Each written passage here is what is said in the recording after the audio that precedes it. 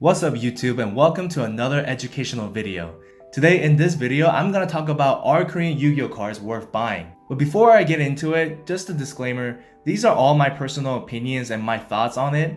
You guys can decide at the end if they are worth buying or not. So I'm just gonna spit the facts and you guys can decide, alright? So let's get started. So reason one, or number one.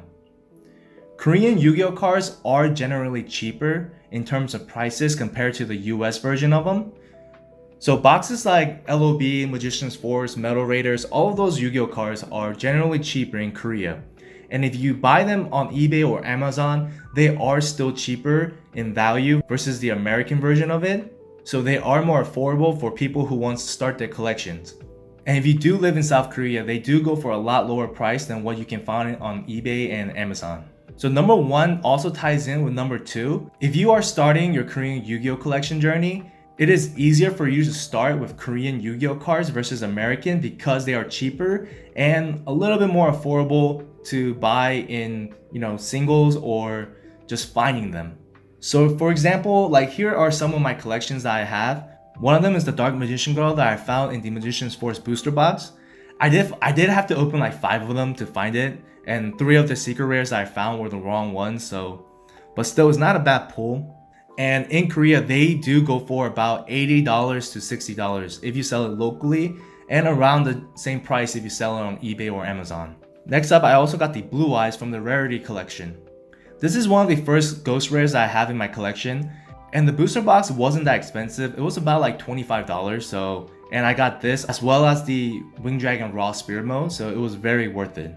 And the Blue Eyes also goes for about $36 if I remember correctly, so these are really great. And the next card that I have is the first edition Relinquish from the Starter Deck Pegasus series. So a lot of the first edition starter deck cards are like extremely expensive in the NA. Even in like bad condition, they still go for hundreds of dollars.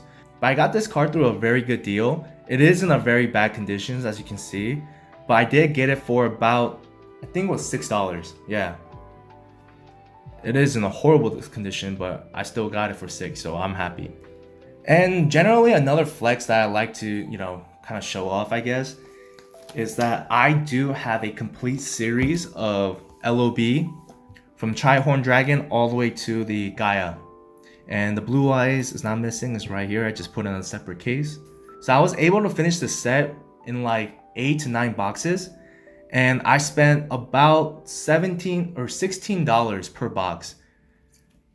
And one of my buddy also started with me, and the cards that I didn't have, I kind of traded with him. So it was a lot easier to complete this.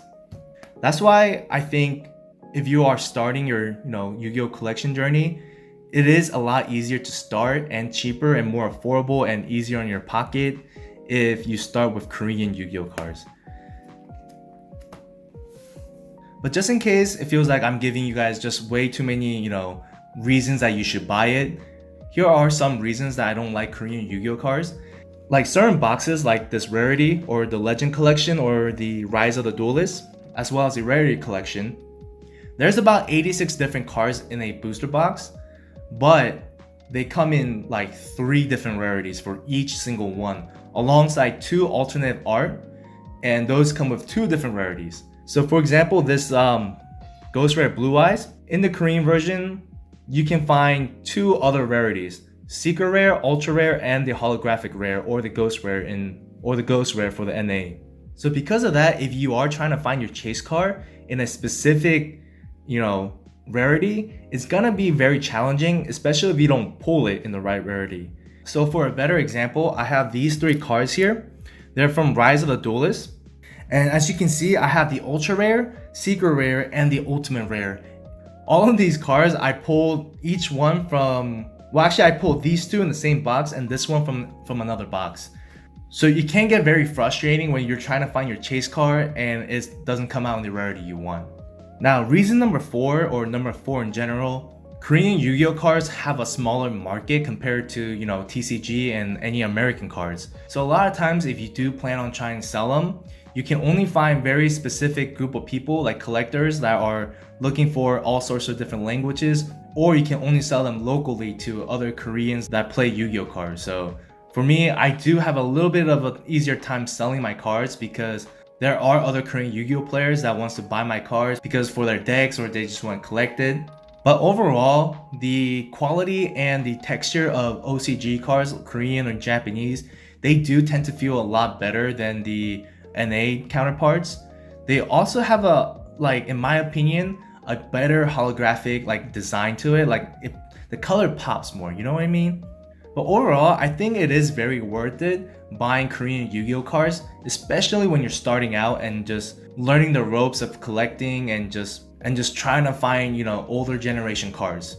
But there you have it. I hope you figure out if Korean Yu-Gi-Oh cards are worth buying. To me, they are, but to some, you know, they might not be. But anyways, if you guys did enjoy the video, I would really appreciate it if you guys could subscribe to the channel and hit that like button. And if you guys want to know anything else about Korean Yu-Gi-Oh cards or just OCG cards in general, just leave a comment down below and I'll try to answer it or make another video about it. Thank you so much for watching, guys, and I'll see you in the next video.